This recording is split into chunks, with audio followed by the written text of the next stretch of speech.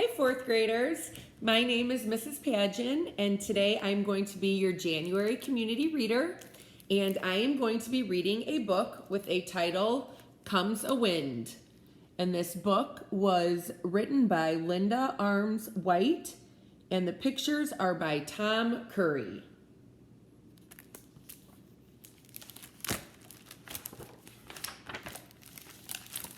Okay.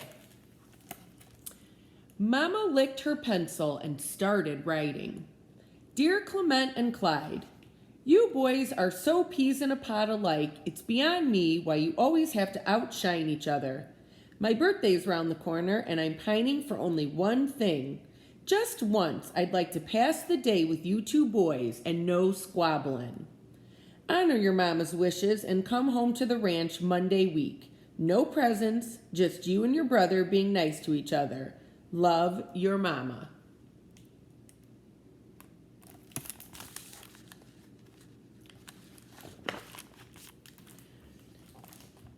Ever since they were little, Clement and Clyde had tried to best each other. When Clement learned to roast a hot dog nice and even over a campfire, Clyde served up a 5-course meal complete with apple pie cooked on a stick. When Clyde figured out how to rope a bucking bronco, Clement managed to ride one, bareback. And when Clement decided to raise the biggest pig at the county fair in order to win a blue ribbon, Clyde raised a bigger one and taught it to dance a jig and join in the E-I-E-I-O as he sang Old MacDonald Had a Farm. Mama had hoped it would stop when Clement and Clyde became grown-ups, but things only got worse.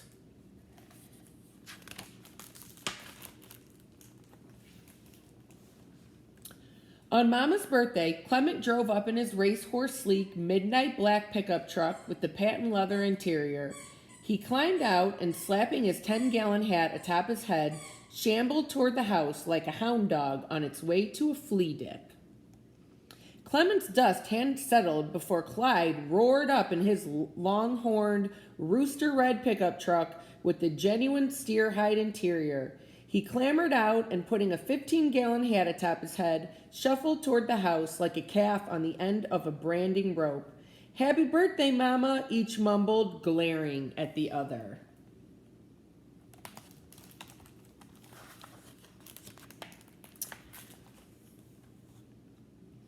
Well, thanks for coming, boys, Mama said, hands on her hips. Come set a spell on the porch. I'll fetch us some nice cold lemonade, with extra sugar, she added, looking at them. Clement and Clyde propped their spit-shined, high-heeled, pointy-toed boots up on the rail. Neither could think of a single mama-pleasing thing to say. But just then a breeze came up and gave the windmill a gentle turn. Squeak, squeak, squeak. Looks like it comes a wind, said Clement.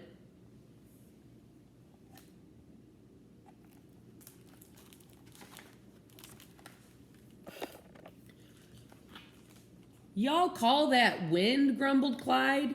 Why, one day it was so windy it ripped our clothes plumb off the line, scattering them clear across Elliott County. My Mimi's dainties landed on that Texas Ranger statue in front of Town Hall. Now that was a wind. Now, Clement didn't want to spoil Mama's birthday, but when he caught sight of the smirk on his brother's face, there was no way he could keep from adding his 2 cents. That's not a wind, snapped Clement. Why, one day it was so windy it churned a mess of trout right out of the crick, plopped them on the grate I had ready for barbecuing, then blew the other way 5 minutes later and flipped them over. Cooked to perfection they was. Now that was a wind.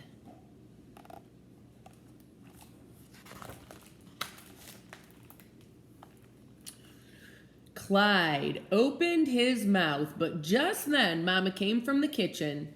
I know it's hard for you boys to get along. I appreciate your trying a heap. Yes, Mama, they muttered. Clyde clammed his jaw tight and swallowed hard, but the words shot out of him like a cork out of hot sody water. That's not a wind. One day it was so windy it stretched the telephone lines down my road all the way to Rattlesnake Hill. Next day when I called my neighbor, the phone company charged me for a long-distance call. Now that was a wind. Yeah, well, one day it was so windy, Clement barked, it whipped round Muleskin Knob and couldn't get straightened out. Got to doing loop-de-loops over the poultry yard. My prize goose laid the same egg 3 times. When I cracked it open, that egg was already scrambled. That's a wind. You call that a wind? Clyde asked. But before he could say more, Clement stopped him. Now listen here, it's Mama's birthday. We gotta stop this. All right, for Mama. Just nobody say no more about the wind, Clyde grunted.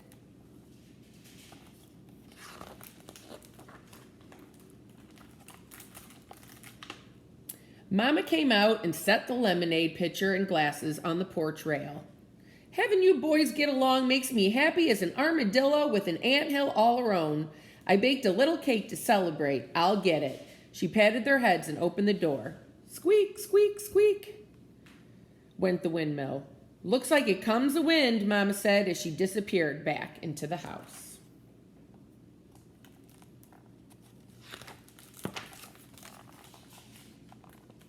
That does it. One day it was so windy, Clyde snapped, it plucked every last feather off my chickens. Shamed 'em, so Mimi had to knit 'em little woolies to wear till their feathers grew back. Now that was a wind.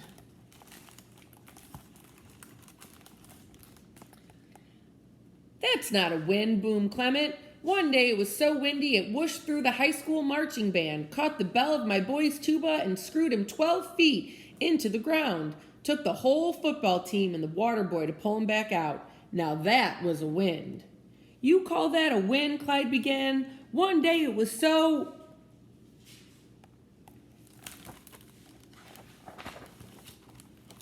Just then, the sky turned dusty red.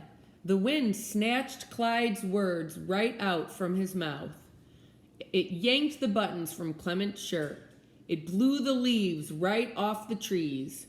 Clement and Clyde had to grab hold of the porch rail to keep from blowing straight to Kansas. Their eyes grew bigger than hen's eggs when they saw 23 acres of tumbleweed and a flock of chickens whirl by, beaks, wings, feathers, and all. Right on their tails was a 2-hole outhouse, doors flapping like the wings of a dizzy duck.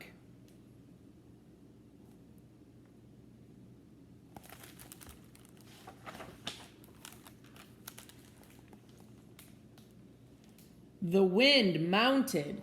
Clement and Clyde held tight as their feet were pried up from the floorboards. Their eyes grew bigger than goose eggs when they saw a whole herd of longhorns, cows, steers, and a huge speckled bull black in the sky. Those longhorns tumbled end over end. Their mouths hung open, bawling, but their bellows had long since blown by.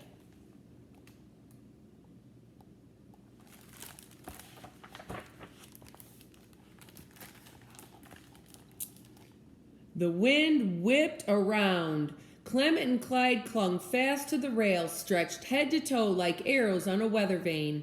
Their eyes grew bigger than ostrich eggs when they saw Clement's red barn whip past, horses still in their stalls, kittens still in the loft. Right behind scuttled 20 miles of barbed wire fence, and Clyde's hay baler baling mile after mile of prickly pears, sagebrush, and mesquite trees. Mama came to the door with the cake. No, Mama, don't, the boys shouted.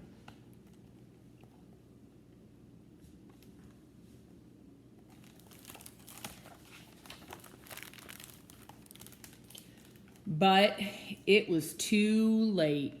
When she stepped out on the porch, the wind caught her skirt. It billowed out like a ship's sail at full mast. Away she shot over Clement's racehorse sleek pickup and Clyde's longhorn one, around the scarecrow, past the garden shed, and over the barn.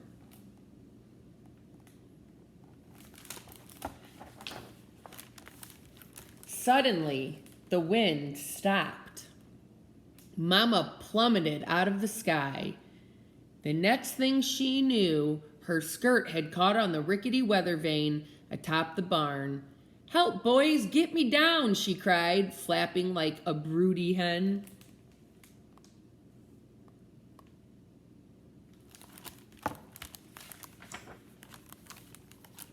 Oh, Clement and Clyde sprang into action. Clement wrestled the ladder from the barn. Clyde climbed to the top and boosted Clement to the roof. Clement pulled Clyde up. Together they scrambled to the peak, and without even stopping to bicker over who should go first, shinied up the weather vane. Mama grinned ear to ear, watching her boys working like two mules hitched to the same load.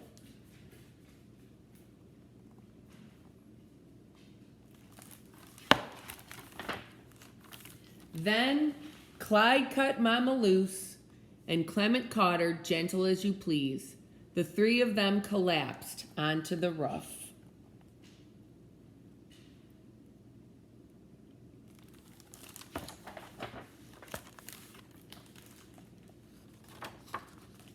Now that, said Clement, was a wind, said Clyde. The end.